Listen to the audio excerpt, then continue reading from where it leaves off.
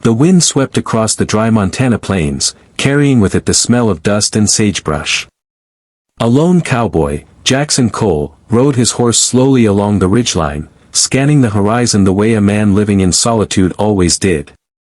He wasn't looking for anything in particular, just keeping an eye on the land, the way his father and grandfather had before him. Jackson was a man who rarely spoke, his life measured in the rhythm of hooves, the creak of leather, and the lowing of cattle. But on that particular morning, something unusual caught his attention, a faint, muffled sound carried by the wind. He pulled on the reins, tilting his head. It was not the cry of an animal. Not the rustle of grass. It was something fragile, broken, human. Jackson dismounted and began walking toward the sound, his boots crunching against the parched soil. The cries grew clearer, weak, pitiful, yet stubbornly alive. His eyes narrowed when he spotted the source, a burlap sack half hidden among the weeds. He froze. The sack squirmed. With a quick stride, Jackson dropped to one knee and tugged at the rough string tied around the top. The cries inside grew frantic. When he pulled the sack open, his breath caught.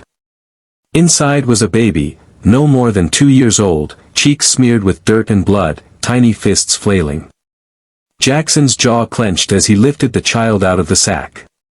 The boy, or girl, he couldn't yet tell, was shaking, his face wet with tears, but alive. And then, in the softest, trembling voice, the child looked up at him and whispered one word. "Mama." The sound pierced Jackson's chest like a bullet. Whoever had left this child here hadn't just abandoned him, they had left him to die. Jackson pulled off his leather vest and wrapped the baby against his chest to keep him warm. His horse, Dusty, whinnied nearby, uneasy as if he too sensed the wrongness of the scene. "Easy now, little one," Jackson muttered, though his voice was rough and unused to soothing. "Ain't no mama here, but you got me for now." He scanned the land again, his eyes sharp and wary. Whoever had dumped the child here couldn't have been far. He half expected to see riders in the distance, watching, waiting. But there was only emptiness. He mounted Dusty, holding the baby close, and headed back to his ranch. At his cabin, Jackson lit a fire and warmed some milk. He didn't have children of his own, never had, but he knew enough from neighbors and family to improvise. The baby drank greedily, then fell into an exhausted sleep. As Jackson looked down at the child, something inside him stirred. He'd lost his wife to illness years ago, before they could start a family. Since then, he'd lived in quiet loneliness, keeping his heart closed. But now, staring at this fragile life that someone had thrown away, he felt a fierce protectiveness rise in him. "This ain't right," he whispered. "No child deserves this." The next day, Jackson rode into town with the child in his arms. He went straight to the sheriff, a grizzled man named Carter Briggs. Carter's eyes widened when he saw the baby. "Where in blazes did you find that little one?" Jackson explained, his voice clipped with anger. The sheriff swore under his breath. "Abandoning a child like that, that's murder, plain and simple." Word spread quickly. The townsfolk were horrified, but also curious. Who would leave a baby in the wild? Some whispered about outlaws passing through, others about desperate homesteaders unable to care for another mouth. Jackson didn't care about gossip.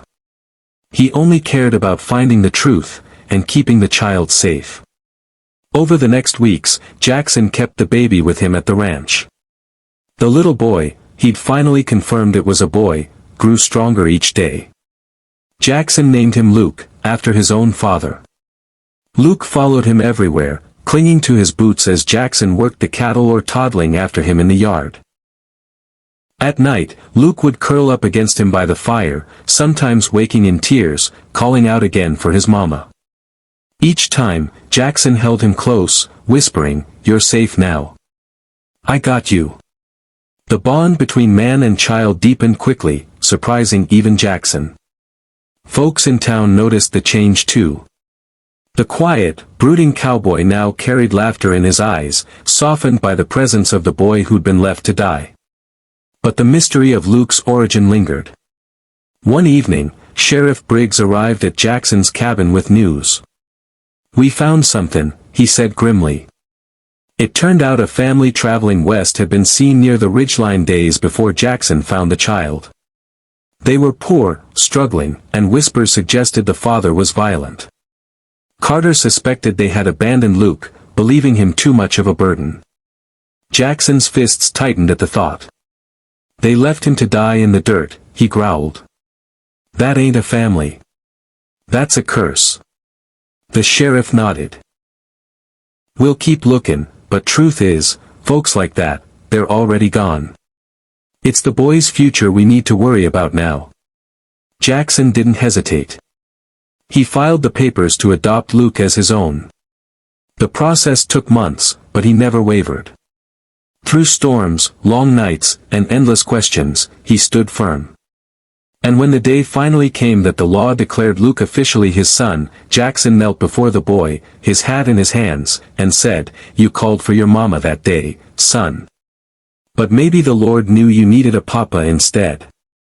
And I promise you this, I'll never let you go." Luke threw his little arms around his neck, and for the first time since his wife's death, Jackson felt whole again. Years later, people would still tell the story. They spoke of the cowboy who found a baby in a sack, left to die on the lonely prairie, and how that tiny voice, whispering for its mama, awakened a father's heart. And though Luke grew tall and strong, riding beside his father as they worked the ranch, Jackson never forgot that first moment, the cry, the sack, and the word that changed everything. Because sometimes, family isn't given. It's found, in the most unexpected, miraculous ways.